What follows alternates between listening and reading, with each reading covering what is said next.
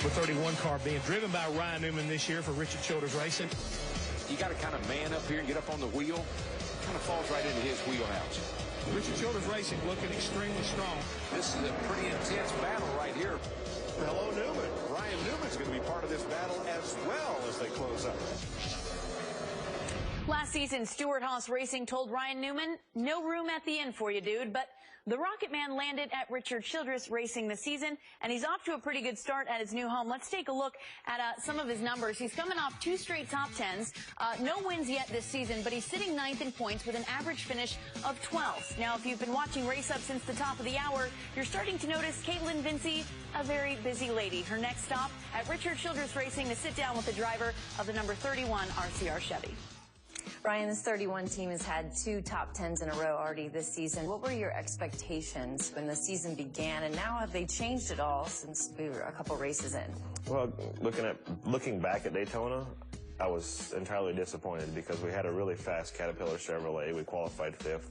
We kind of sat in the back, and it was, I guess, devaluing our sponsor in a roundabout way because we were riding around, but I was doing what I thought was right. And then when it was time to go, we did, and then we got accordioned there into 3, and Austin got in the back of me and turned me around. So we had a really fast car. It was a car that was capable of winning, which is why it was disappointing. But rebound after that in Phoenix and Vegas was good for us. Your crew chief, Luke Lambert, this is the first year you guys have worked together. So how has that relationship been evolving over the course of the past several weeks? It's the first time in my career I've had a crew chief that's younger than me, and I wouldn't have known that Luke was 31 and I'm 36. But, just because I think he's very professional, well-spoken, and, he just happens to be younger. But in the end, I think he's got everything that we need as a crew chief, as a team, to be successful. And we've had some fun together. Before the season, snowmobiling out in Utah together, I invited him to come out and ride on the snowmobiles and have a little fun and kind of make it the icebreaker, so to speak, of getting to know each other's personality. And you both have an engineering background, which is kind of a unique situation. So how do you think that might give you guys a leg up on some of the other Cup competition? Well, I think if you look at my past, it definitely helps. The relationship that Matt Borland and I had, and his engineering degree, and that we were the kind of the start of that engineering background relationship.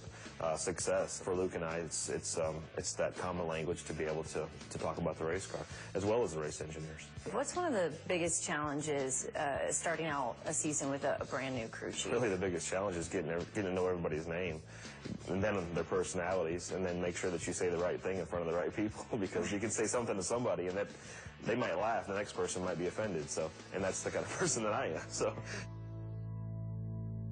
You and Paul Menard are kind of the Cup veterans next to Austin Dillon. So have you guys been giving him some insight and advice to Cup racing?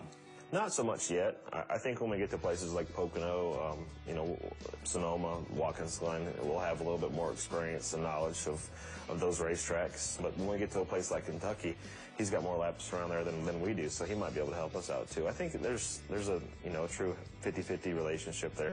He's very talented and has a lot of experience. You can't win 2 championships without that. And I know you have a new paint scheme coming on this weekend for the Quicken Loans $1 Billion Bracket Challenge. Tell me a little bit about that. Yeah, the Quicken Loans $1 Billion Bracket Chevrolet this weekend. Hopefully I can only say it once in victory lane, but it's a program that they have where if you fill out the correct bracket for the college championship bracket, you can win $1 billion. You will win $1 billion. And they also have a deal where the worst brackets can also earn a significant amount of money as well. And this 31 car has not been to victory lane, though, in 5 years. So how do you plan to make that happen this season? Just drive the wheels off of it and hope that they stay on. Perfect pairing there with Quicken Loans and the sponsorship. Ryan Newman, a Hoosier native, he should be able to fill out an NCAA bracket with no problem. Purdue. I just don't see him being a big basketball fan.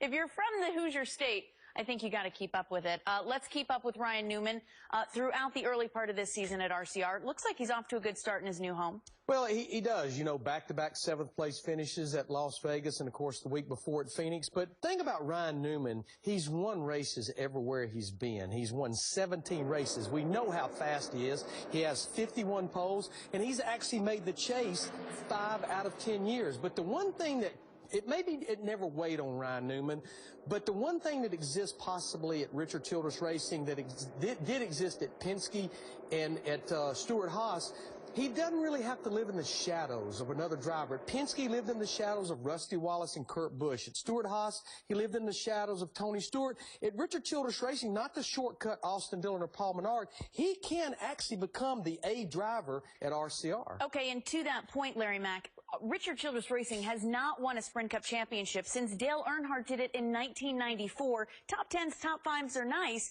but is Ryan Newman winning a championship with that organization? Well, there's still work to be done on the operations part and Ryan Newman, because Ryan has never finished higher than 6th in the Sprint Cup Series points. But remember, a new format this year. If you keep winning races in the chase, all you're trying to do is become one of those 4 teams when we get to Homestead Miami Speedway and see where the chips fly. In Double-A, they got 3 chances to do it with that 2014 lineup. Yeah, and let's face it, they've had something to feel good about in each one of the first 3 races this year. Yet Austin Dillon, who started on the pole, finished 9th at Daytona.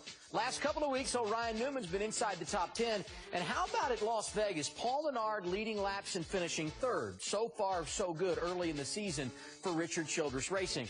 And hard to believe we had Ryan Newman talking hoops with Caitlin Vinci. That's our transition here. Tonight, it's the first round of the Big East Tournament, live from Madison Square Garden. Butler taking on Seton Hall, and DePaul going at Georgetown. Coverage begins 6:30 p.m. Eastern Time on Fox Sports 1. And as always, you can stream live where? Fox Sports Go. Okay, thank you for participating. And now let's play trivia. How much experience does this year's rookie crop have at